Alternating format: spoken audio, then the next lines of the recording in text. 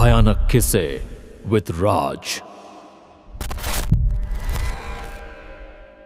रात के ठीक 3:07 पर आदित्य के फोन पर लगे सीसीटीवी ऐप में अचानक मूवमेंट डिटेक्ट होने का नोटिफिकेशन आया, जबकि उस कमरे में कोई था ही नहीं। स्क्रीन पर जो दिख रहा था वो किसी भी सामान्य इंसान को अंदर तक हिला देने के लिए काफी था। कमरे के कोने में रखी पुरानी गुड़िया धीरे धीरे अपनी जगह से खिसक रही थी। आदित्य उस वक्त अपने बिस्तर पर लेटा हुआ था, लेकिन जैसे ही उसकी नज़र स्क्रीन पर गई, उसकी सांसें अटक गईं। उसने तुरंत कैमरे की लाइव फीड खोली। गुड़िया अब सीधी खड़ी थी।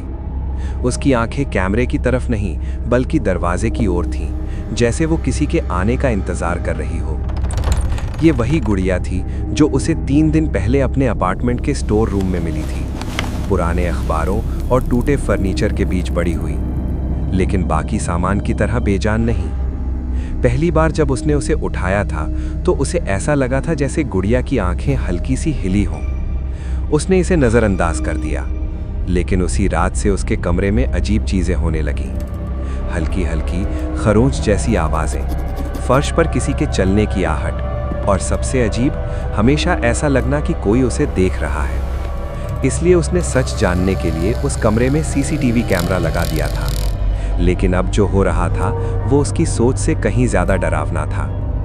कैमरे की फीड में गुड़िया ने अचानक अपना सिर झटका और धीरे धीरे दरवाजे की तरफ बढ़ने लगी। उसके पैर जमीन को छू भी नहीं रहे थे, फिर भी वो हर सेकंड थोड़ा थोड़ा आगे बढ़ रही थी।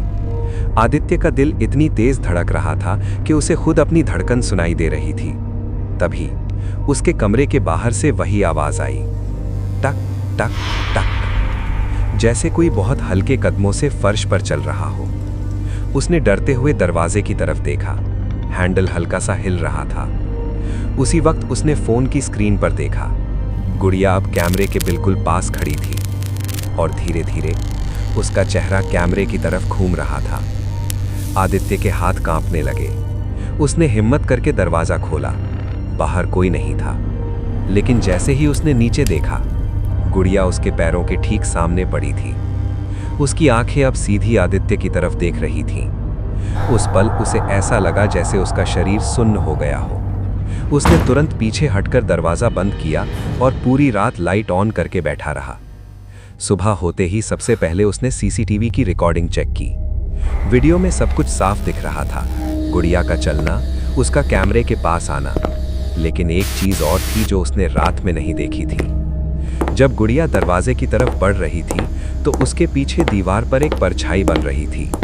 वो परछाई गुड़िया की नहीं थी, वो किसी इंसान की भी नहीं थी।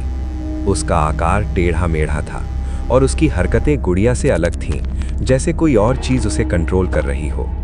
और सबसे डरावनी बात, वीडियो के आखिर के कुछ सेकंड में वो परछाई धीरे धीरे कैमरे के बिल्कुल पास आ गई और फिर अचानक स्क्रीन पूरी तरह ब्लैक हो गई।